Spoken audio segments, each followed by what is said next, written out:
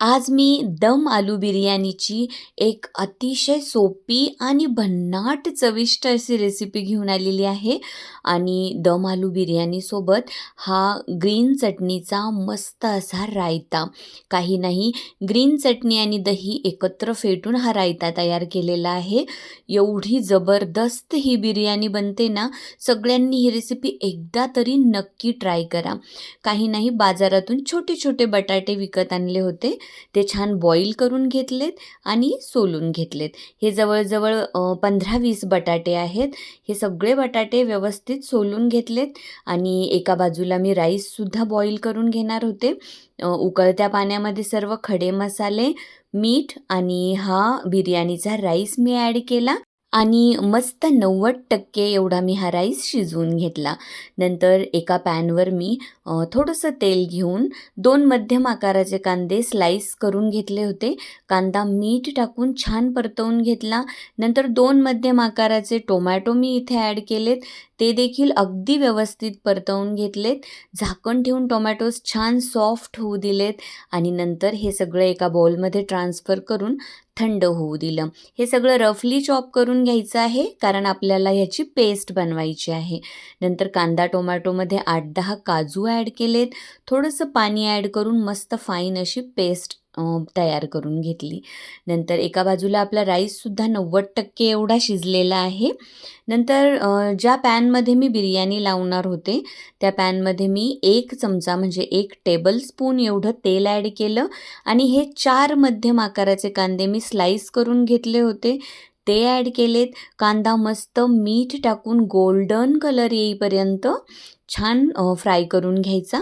नंतर जवळजवळ 1.5 टेबलस्पून एवढी अद्रक लसूणची पेस्ट ॲड केली. ती देखील तिचा कच्चा वास निघून जाईपर्यंत छान परतवून घेतली. नंतर ह्यामध्ये कांदा टोमॅटो आणि काजूची जी पेस्ट बनवली होती ती ॲड केली आणि अगदी व्यवस्थित परतवून घेतली. नंतर ह्या स्टेजला 1 टेबलस्पून एवढं साजूक तूप मी ॲड केलं आणि सगळं काही मस्त परतवून घेतलं. नंतर 2 टेबलस्पून एवढं मी काश्मीरी लाल मिरची पावडर ॲड केलं. अर्धा छोटा चमचा हळद पावडर, धने पावडर, त्यानंतर कसुरी मेथी, 2 मोठे चमचे एवढा मी होममेड गरम मसाला ॲड केला. तुम्ही इथे बिर्याणी मसाला देखील ॲड करू शकतात, पण हा माझा ऑल इन वन मसाला आहे. एकदम झक्कास बनते ह्यामध्ये बिर्याणी देखील. नंतर कोथिंबीर ॲड केली आणि सगळे मसाले जळू नयेत, करपू नयेत म्हणून थोडंसं गरम पाणी ॲड करून मिक्स करून झाकण ठेवून मसाले छान शिजू दिलेत. बघा किती मस्त कलर आला आहे मसाल्यांना. आणि त्यानंतर मी इथे जवळजवळ 4 टेबलस्पून एवढं दही फेटून ह्यामध्ये ॲड केलं. दही ॲड केल्यानंतर मात्र गॅसचा फ्लेम लो करायचा आहे आणि सगळं काही छान ह्या पेस्टमध्ये मिक्स करून घेतलं. दही अगदी व्यवस्थित मिक्स होऊ दिलं आणि त्यानंतर मी जे बटाटे उकडून आणि सोलून ठेवले होते ते ह्यामध्ये ॲड केले आणि छान मसाला आणि बटाटे मिक्स करून घेतले. हे मात्र अगदी हलक्या हाताने मिक्स करायचं आहे, कारण बटाटे छान शिजलेले आहेत. आता इथे तुम्ही बटाटे थोड्याशा तेलामध्ये लाल मिरची पावडर, हळद पावडर आणि गरम मसाला आणि थोडंसं मीठ ॲड करून छान रोस्ट करून ह्यामध्ये ॲड करू शकतात. पण माझ्याकडे वेळेची फार कमी असते, त्यामुळे असे बारकावे माझ्याकडून पाळले जात नाहीत, तर तुम्ही करू शकता. तुम्ही नक्की करा. त्यानंतर बघा ह्यावर मी थोडीशी कोथिंबीर ॲड केली आणि राईसचा लेयर दिला. राईसच्या लेयरवर थोडासा गरम मसाला स्प्रिंकल केला. त्यानंतर भरपूर असं साजूक तूप ॲड केलं आणि सगळं काही छान व्यवस्थित सेट करून घेतलं.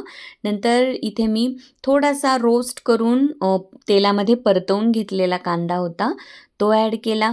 पुदिना घरामध्ये शिल्लक नव्हता, त्यामुळे घरात असलेली मी ग्रीन चटणी ह्यावर ॲड केली आणि भरपूर अशी कट केलेली कोथिंबीर ॲड केली आणि केसर एक 15-20 मिनिटसाठी दुधामध्ये म्हणजे कोमट दुधामध्ये मी भिजवून ठेवलं होतं, ते देखील मी ह्या राईसच्या लेयरवर ॲड केलं.